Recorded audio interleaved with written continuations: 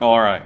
So we're finishing up Aaron and Miriam today. We're going to finish up Aaron here in Numbers chapter 20, and then the discussion on Miriam probably won't take quite as long, mainly because some of the main stuff we already looked at last week in some of the situations that Miriam was in, especially in Numbers chapter 12.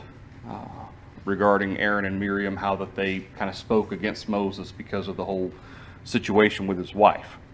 So Numbers chapter 20, and starting in verse 7 is kind of the address to about Aaron, but we're going to actually start in verse 1 here in Numbers chapter 20. We're going to look a little bit at the children of Israel as they're murmuring against God, what Moses did, and Aaron, and how Moses and Aaron were both told by God that they weren't allowed into the promised land.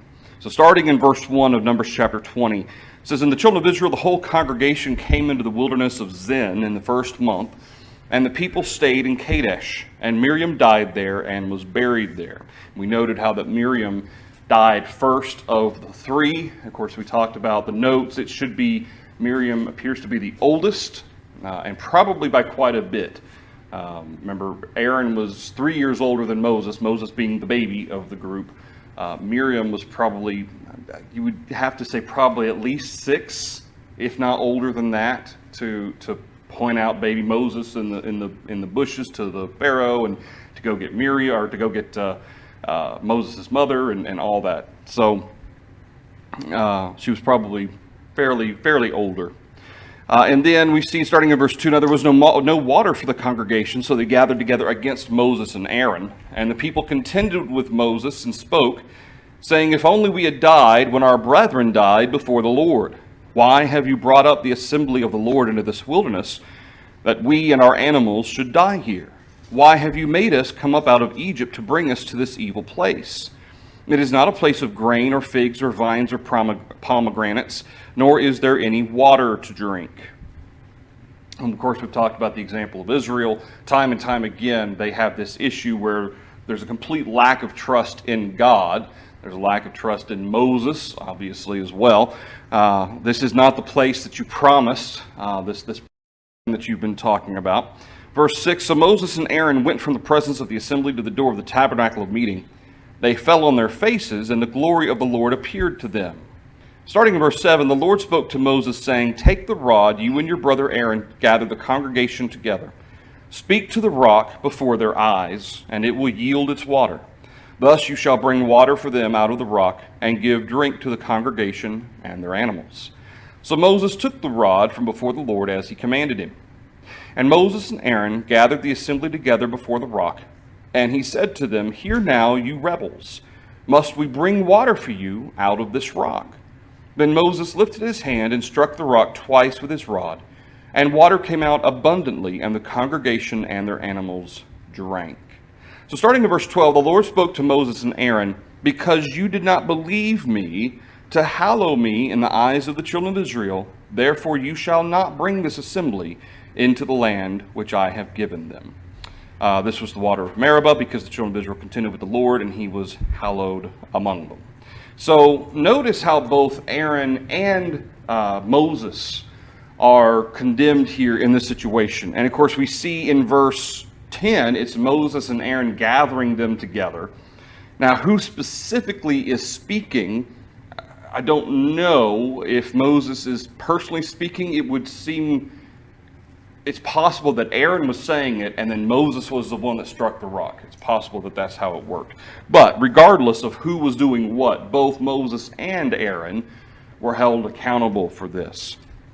Now, again, verse 10, a lot of people, they kind of point to what is said specifically, "Must we bring water for you out of this rock?" Like I said, it is possible that there is some sort of association. I'm not going to say it's not at all possible. I don't think that this is a situation of Moses exalting himself and not including God in this. Remember, we looked at before, back in Numbers chapter 12, that Moses was the humblest person on the earth. I find it very highly unlikely that this is, in fact, I tend to think, and because of the situation that God condemns both Moses and Aaron, I tend to think this is Aaron speaking in verse 10. Okay, Aaron says, we. He doesn't mention Jehovah, but then Moses strikes the rock instead of speaking to it. And if that's the case, then both Aaron and Moses, you could make the case that both did something wrong. Aaron didn't include God in his statement there in verse 10, and Moses didn't obey the word of God by speaking to it instead of striking it. That would therefore put both of them kind of in a situation where neither one of them did what they should have done. Okay. Now, again, it could have been Moses doing all of it, and then Aaron simply included in that because Aaron, I don't know, maybe you could make the case that Aaron should have stopped Moses before he struck the rock, instead of speaking to it, perhaps. But regardless, we see in verse 12, he spoke to Moses and Aaron, because you did not believe me to hallow me in the eyes of the children of Israel. God gave the commandment to speak to the rock, Moses struck it. So first of all, Moses disobeyed God. Then if you make the case that Aaron was the one speaking, and Aaron did not mention that Jehovah's bringing forth the water, you could make the connection there that you didn't hallow me, you didn't present me as holy and powerful in the eyes of the children of Israel, or however you want to say that. Therefore, you shall not bring this assembly into the land which I have given them. Thoughts on that? Yes, ma'am. Cross-reference to Psalm 106, verse 33 and verse 32. He's talking so that it went hard with Moses on their account because they were rebellious against his spirit. He spoke rashly with his lips. It's referencing Moses. Moses spoke rashly with his lips, is what it says? Psalm 106, 32. He's talking about Moses, and then he says he spoke rashly with his lips in verse 33. And that's this event being described? Okay, well, that's interesting. It's just interesting to me that Moses and Aaron are condemned here in verse 12, which suggests that Aaron either did or didn't do something that he shouldn't have or should have. Since Aaron is a part of this condemnation, you're not going to enter the land of Canaan. It wasn't just Moses, it was also Aaron. So in some form or fashion, Aaron was to blame as well. Whatever it was that was involved in that. So I think that's kind of an interesting. A lot of times when we think about Moses striking the rock instead of speaking to it, we think of just Moses being condemned, but it was Aaron as well. And of course, Aaron. Obviously, there were other issues in the past with Aaron. The speaking against Moses because of the Ethiopian woman, the graven image, the calf, thank you. I was going to say lamb. It's not a lamb. Calf, golden calf, and so forth. So, I mean, obviously there were other issues involved as well in terms of Aaron, but this is where God says neither one of you are going to enter the land of Canaan. I think that's interesting. Any thoughts through this account here in Numbers chapter 20? And it's also possible that Moses told Aaron what to say and Aaron spoke it. That would still be Moses' words just coming out of Aaron's mouth, I guess. I don't know. It's kind of an interesting specific account here in terms of who did what. Obviously, Moses was the one that struck the rock instead of speaking to it. So we do know that. All right. So moving on to then Miriam, and we'll talk about the characteristics of Aaron and Miriam once we finish up Miriam. Miriam lived around the same time. We're told in Exodus chapter 15 that she is a prophetess. We didn't actually read this last week. Exodus chapter 15 and in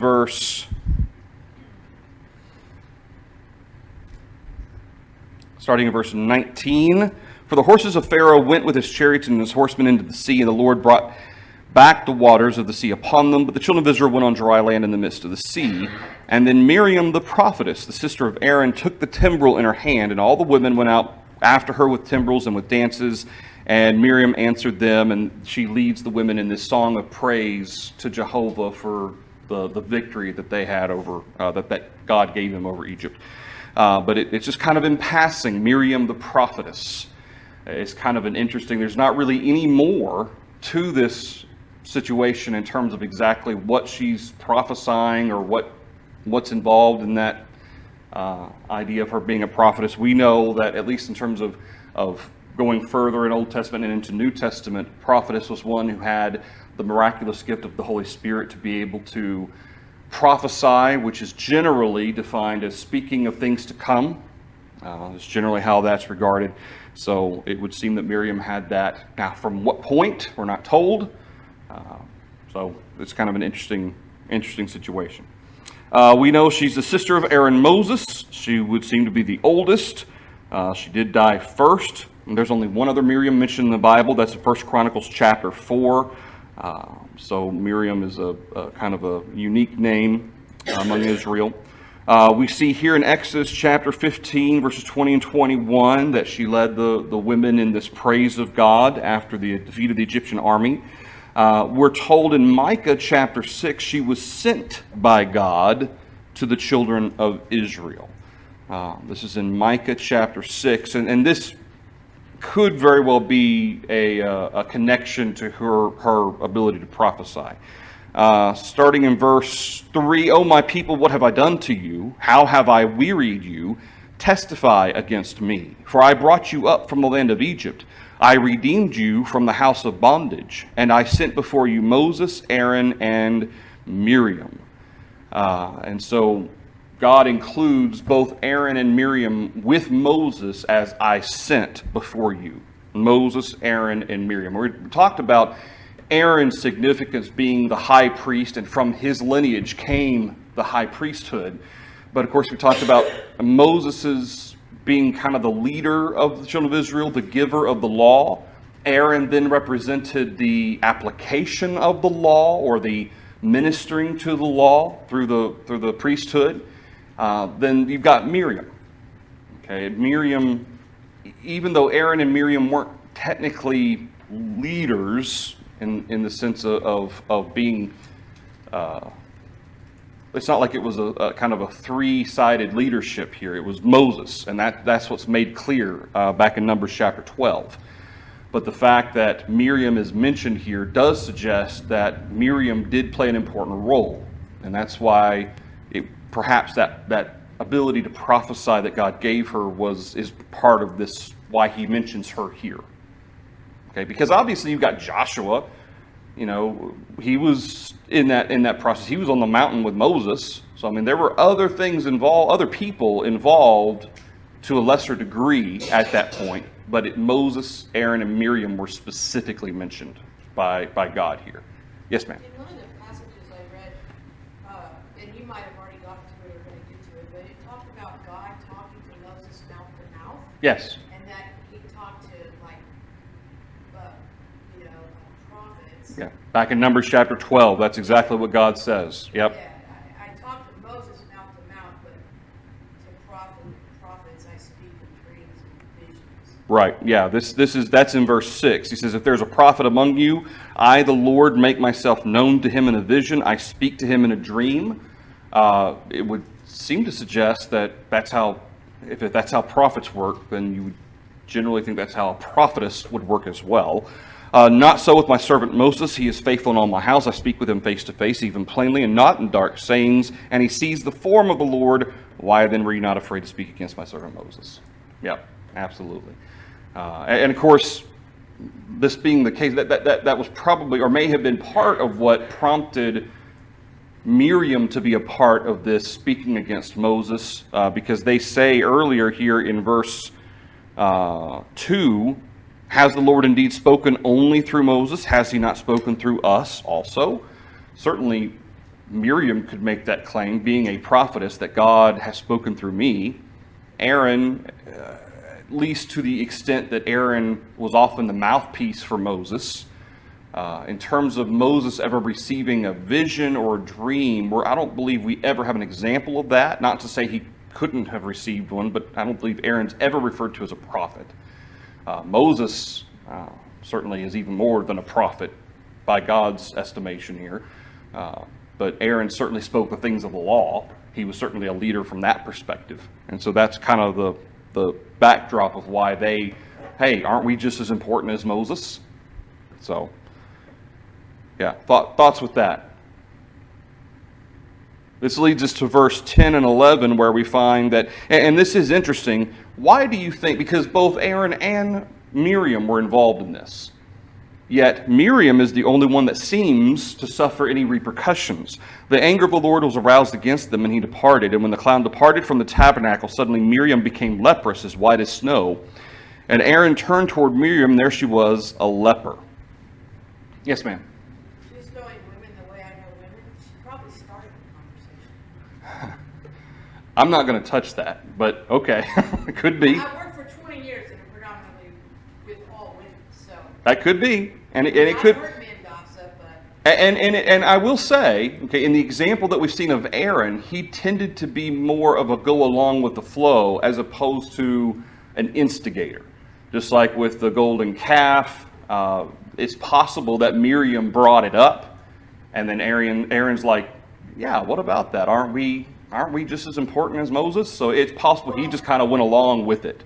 I mean, I know women had a different standing in society, but if she was the oldest, Yeah, well, that's true. you know. And again, we talked a little bit about the kind of possible sibling rivalry taking place in the kind of a background of this, and that might be some of the reasons for speaking against Moses here. Okay, this is our little baby brother Moses, so there may have been some of that as well.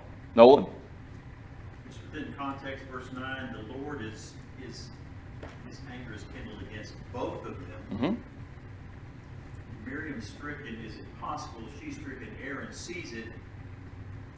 Before it would come upon him, he turns to the next verse, Moses, don't lay this sin upon us, as if he's expecting something similar or the same thing is going to happen to him also.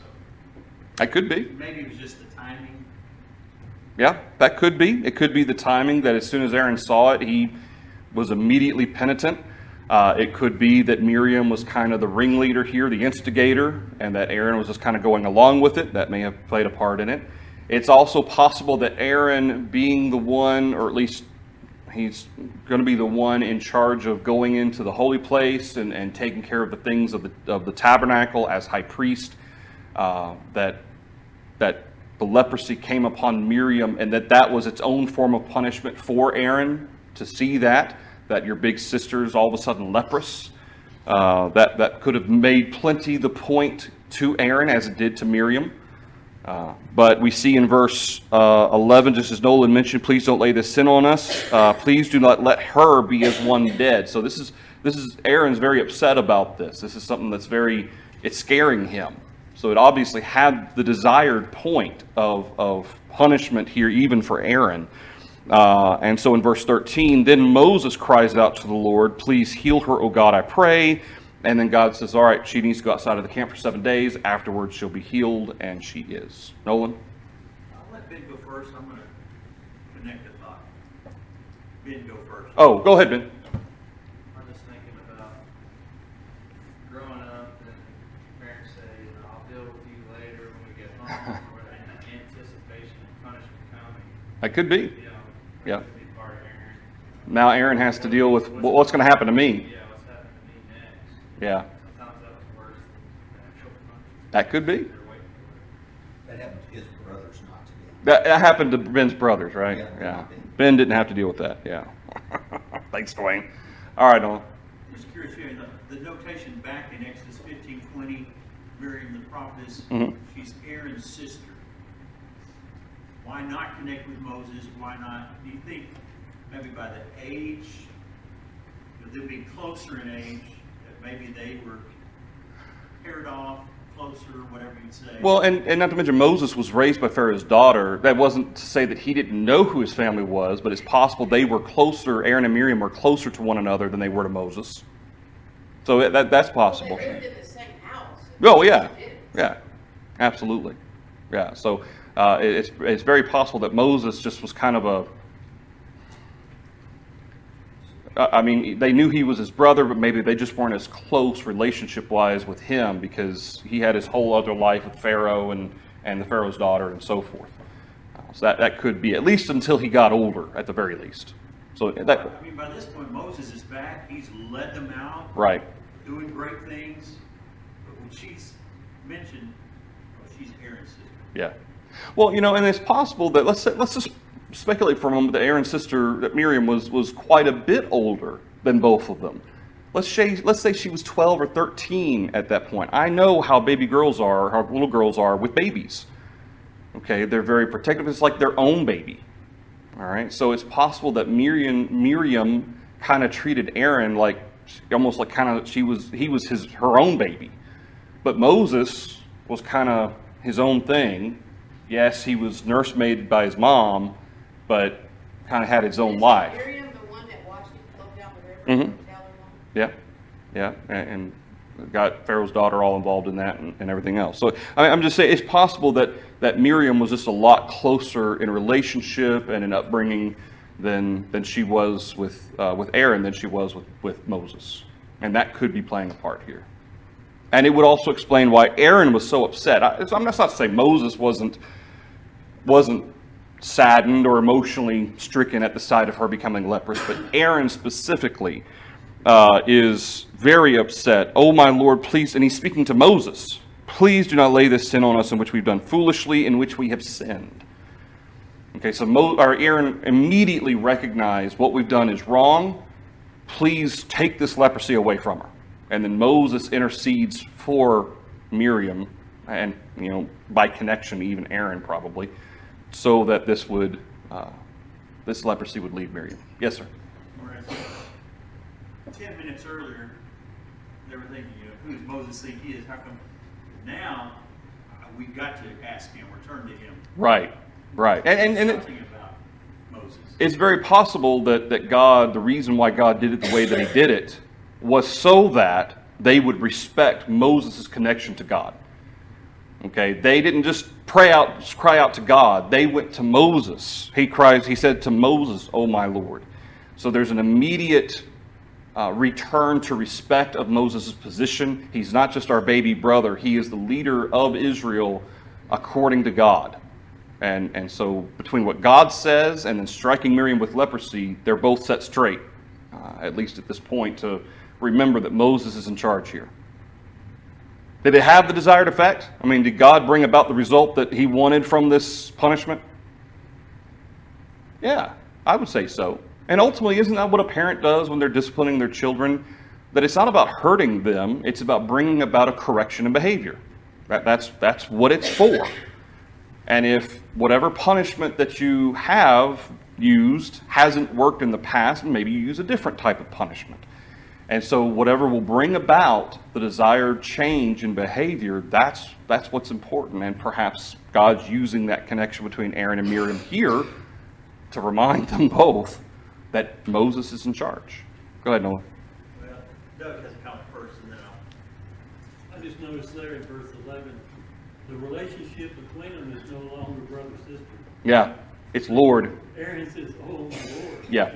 All of a sudden now, they're seeing Moses as God's Chosen. right-hand man. Yeah. Here, and if anybody to go to, he's the one to go to. Right. But Aaron and Miriam are more siblings relationship than they are to Moses. It would seem so. It seems in this passage. Yeah. Right here. It would seem so. Yeah. Noah? and interesting as you noted, Aaron is going to be the one that will serve as the high priest and serve as the go-between mediator. But here, maybe he's having to learn how to do that. Right. Learn the proper respect involved in it. Yeah, that could be. Yeah. All right. So we see how this is counted as sin. Verse 11, being punished with leprosy. Of course, she was healed of this leprosy after 7 days. And then in Deuteronomy chapter 24, she's actually used as an example, as a reminder. We see starting in verse... let's start in verse 8. Take heed in an outbreak of leprosy that you carefully observe and do according to all that the priests, the Levites, shall teach you. Just as I commanded them, so you shall be careful to do. Remember what the Lord your God did to Miriam on the way when you came out of Egypt. And that's all that God through Moses says about the situation. But in context of discussion of leprosy, God through Moses says, remember what happened to Miriam. No one is exempt from that. Even Miriam wasn't exempt from that. So you do just as I commanded you to do. So I thought that was kind of an interesting reference to just, you remember what happened to Miriam. Don't forget that. All right, anything else through Miriam? Well, to me, that's kind of an example of withdrawing fellowship. He sent her out, Hmm? and people would not associate with you if you had leprosy. Yeah. Right? And so I'm just thinking about times I've spent the night by myself outdoors, you know. Sometimes it's a little scary, you know. Yeah. And, Kind of being on your own, being yeah. cut off from everybody. Right, cut off, and I mean, back then, you know, it was even harder than we have it today.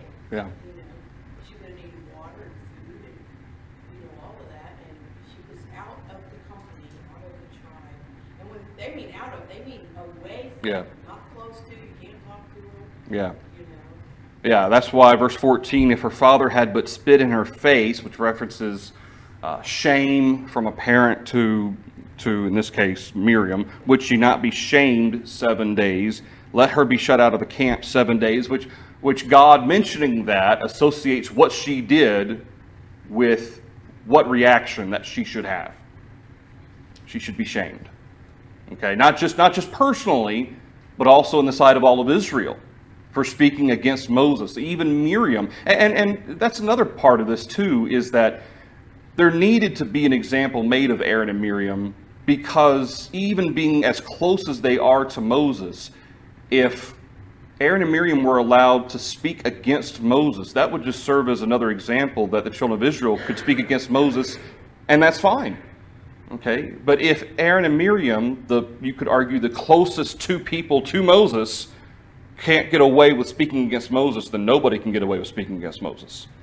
Yeah, it's kind of like in our families when we say, I can talk bad about my mom, but you better not talk bad about me. Yeah. Or my sister or brother. Or speak, yeah, or the oldest speaking back to mom and dad versus the rest of them, that sort of thing. Yep. Yeah. So she shut out of the camp 7 days. Afterwards, she may be received again. So Miriam was shut out of the camp 7 days. The people did not journey till Miriam was brought in again, and afterward they moved on. So obviously after those 7 days, I said at the end of the 7 days she was healed. It doesn't specifically say that. She was healed at some point in those 7 days. I'm presuming at the end of it. But 7 tends to be an idea of completion, kind of symbolizes a fullness. And so I would tend to think that the 7 days was symbolic in that there needs to be a completion of this recognition she's done something wrong. Then she could be received again. So at some point from the time where she was cast out to the time she was received again, she was healed of her leprosy. All right. Anything else in the account of Miriam? All right, let's cover our questions really quick. And most of these we've really already covered for the most part. But question 4, what of Aaron's characteristics do we want or not want to emulate in our lives? Let's start with what character. Raising of his sons? Okay, raising of his sons. And remember we talked about the fact that his tendency, again, I'm not necessarily saying that this was absolutely why Nadab and Abihu turned out the way they did, but his tendency to perhaps be less confrontational, not be quite as maybe stern as he should have been. And I mean, he recognized very quickly here that this was wrong. This was sinful. We know we've done foolishly and we have sinned. Now, whether they came to that realization after God spoke or they knew it all along, but they did it anyway, regardless, there's a pattern of Aaron not really thinking through what he does and what he says, and not really being the type of leader he really should have been most of the time. And so that's a possibility with Nadab and Abihu. So there's that. Nolan? It's a positive, great deal of faith on his part that your brother who's been gone forever shows up and come back. I'm going to lead these people out away from Egypt. And you're going to go with me and be the spokesperson and talk to Pharaoh and talk to all the people and do all this. And he says, okay. And he does. Yep. I mean, it's not that he's not without weakness, Right. mistakes, but Absolutely, yeah. he In fact, steps up and takes on that role. that's right. That's right. In fact, I mean, we've really spent a lot of time on Aaron's shortcomings, But there are certain times and certain examples where Aaron has qualities that we should emulate, that we should look to and say, no, that's a good example. Just like Aaron's belief in Moses, and certainly when Moses, refers to Jehovah speaking to him and so forth and telling him what to do, Aaron does it. And then, of course, even with the 10 plagues and the things showing the signs and the wonders before Pharaoh, Aaron's right along there with them. Okay, he's the one kind of throwing the rod down and becoming a snake and so forth. So there's a great deal of faith involved there. What else? Just get next to it. With the passing of time, as Peter writes about those who will scoff, where's the promises coming? God hasn't acted however long time. For the Israelites, it's been 420 years. Yeah. It would have been very easy to think, nothing's going to happen here. Yeah. We're stuck. We're Same old, same old. gone, but Yeah. some of them still had faith. That's right. Yeah. And of course, Moses' parents had a great deal of faith. They're mentioned in the chapter of faith. So it makes sense that Aaron and Miriam should have faith as well. Now, again, they're not always perfect. Nobody is always perfect. But it just goes to show that Aaron and Miriam for that matter, but Aaron, he's a very human individual. And I'm sure that there's individuals that we know of in life that maybe have some of the same type of personalities, that they don't really maybe want to jump into the fray and maybe say what needs to be said, even though it may not be received well. But I think for the most part, generally speaking, you could say Aaron had good intentions, I think, in a lot of the things that he did.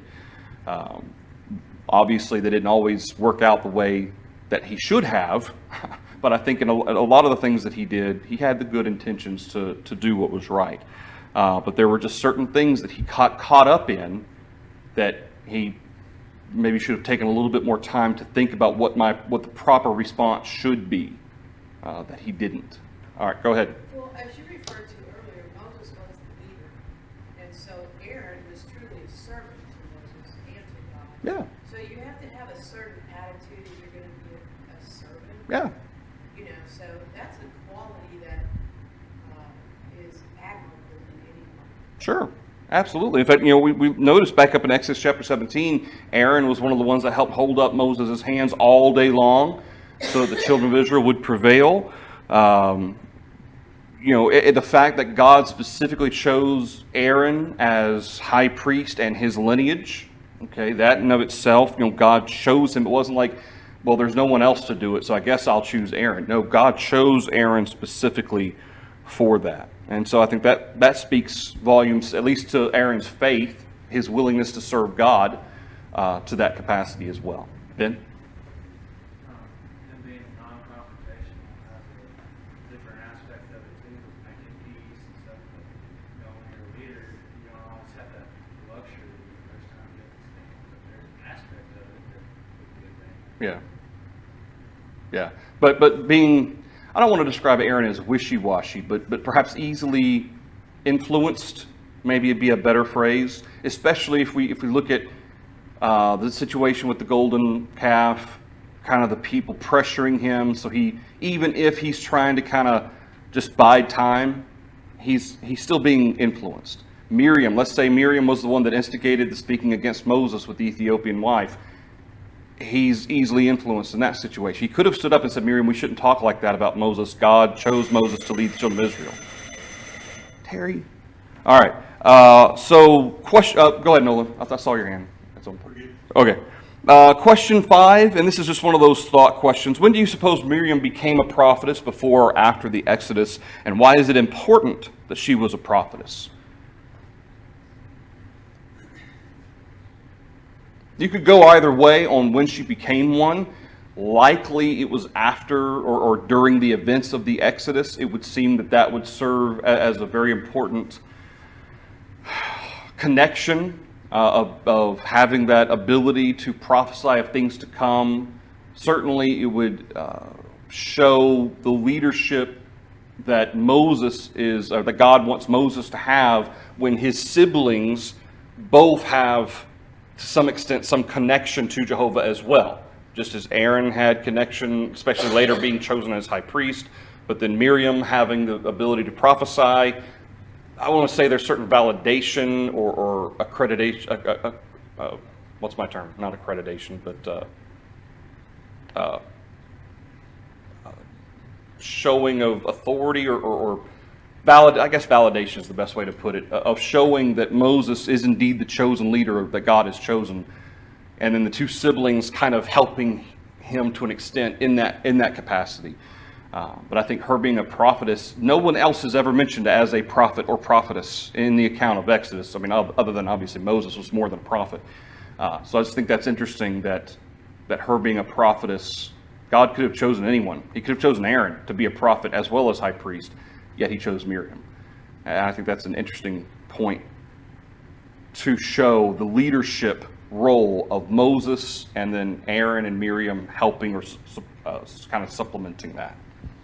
Chris? Was there any jealousy that Miriam or Aaron had? I think we see that in Numbers chapter 12. I tend to think that even though they were upset over Moses marrying an Ethiopian woman, and of course keep in mind, as far as we know, Moses didn't have any children, at least not with the Ethiopian woman. You read through that and you don't see any lineage from Moses.